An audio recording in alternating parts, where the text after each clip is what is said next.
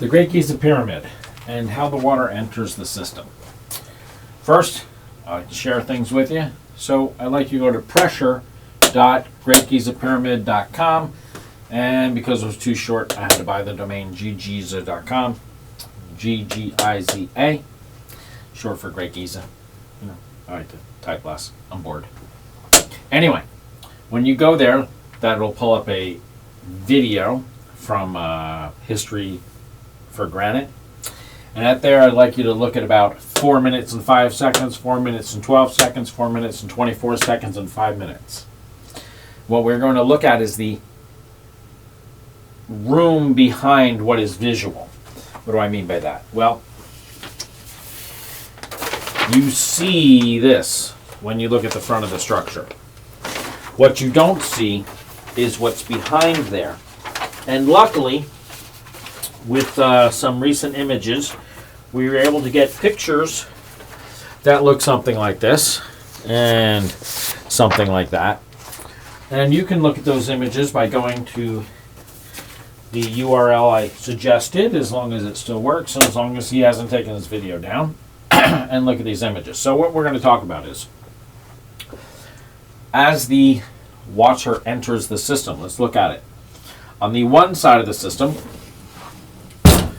over here, and this side of the system over here, this is really what enters the system within.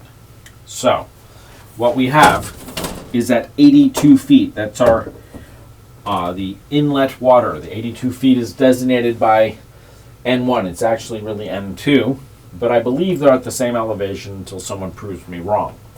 But N1 is also called the Temple of the Birds. Temple of the Birds. And then you have N2 and N3. You know, people don't really pay attention to them, but they're approximately 82 feet in elevation. So that 82 feet in elevation, that gives us a water line. So let's go ahead and draw our water line, okay? 82 feet in elevation. Now, on this side, the third structure side, the outlet is actually going to go up, down, and out. And it comes out on the side of the structure. Don't have that image handy right now, but it'd be located over here on the east side of the third structure. And east side of the third structure. It's over here. And that would be where, because the system within the structure is a negative pressure, the liquids on the outside of the structure are going to kind of be going to get sucked up like a straw, but they will not be able to be sucked up too much that they will be pulled into the system. And it's that which, by putting a little bit of a either by lowering the water table and or by putting a suction, kind of the same thing, will allow you to excavate the product in which they were harvesting here. And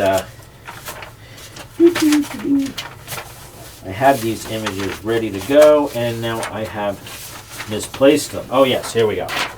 So this structure right here we're going to talk about. This is the third structure. This is what houses this.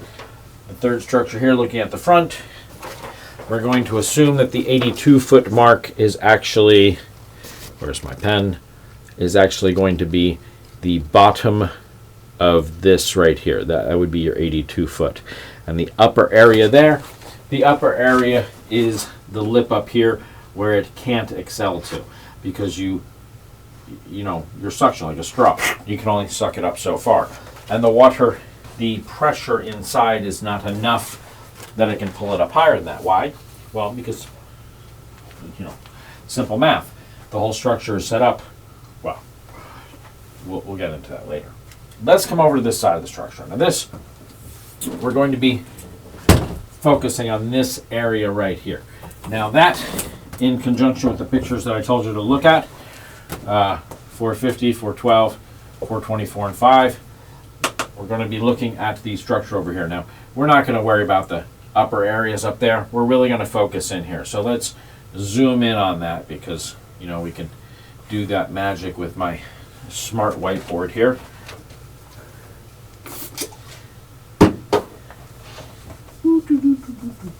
So my smart whiteboard here, I'm going to zoom in on it. All right. And what we have here is the entranceway comes down like so. And if we look at the front of the structure, right here, we're going to focus on, if I can get it to stay still, the area right over here. This area. This is actually the water inlet, and this is the, well, gas. In this case, I'm going to suggest to you oxygen outlet. So water inlet, oxygen outlet. Now, taking the pictures that I suggested you look at, we're going to put in the back here this structure right there, okay, that has the outlet here that I suggest comes over here to the water inlet. And then the gas outlet actually comes from the upper edge out here, comes down, and that's the gas outlet. What this is going to allow is that the gas is coming up into this area, that actually come up into this area over here, are going to be raising the water table, because the water is going to be fighting through the loosely fitting rocks there. And it will raise the water table. It will bubble through that particular opening. The area up in here, better viewed by the image I have right here. And by the way, if these are blurry because I'm showing them to you and this isn't coming through in high def, all these images, I hide them I do my best to hide them from you. They can be found at photos.GreatGizaPyramid.com, or if you don't like to type a lot, photos.GGiza.com. But GreatGizaPyramid.com or GGiza.com. We'll come up to this image. What it's hard to tell here, but over here, yeah, right here, yeah, doing this backwards, it's easier this way. Over here is an opening, and that is what the whole premise of this video is talking about. Now, they want to try to sell you that it's something else, but let's just work on the fact that this is going to raise the water table higher than the water table outside. It's also, because the only escape is up here, is going to throw water up into here.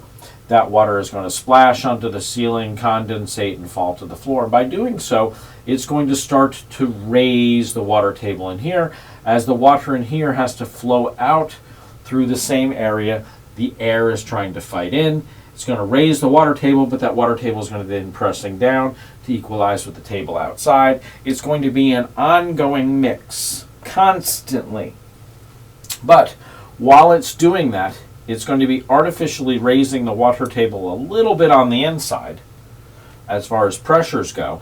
And as this water table comes up, it chokes off the gas, or I'm going to suggest to you oxygen, that's fighting to get out of the system.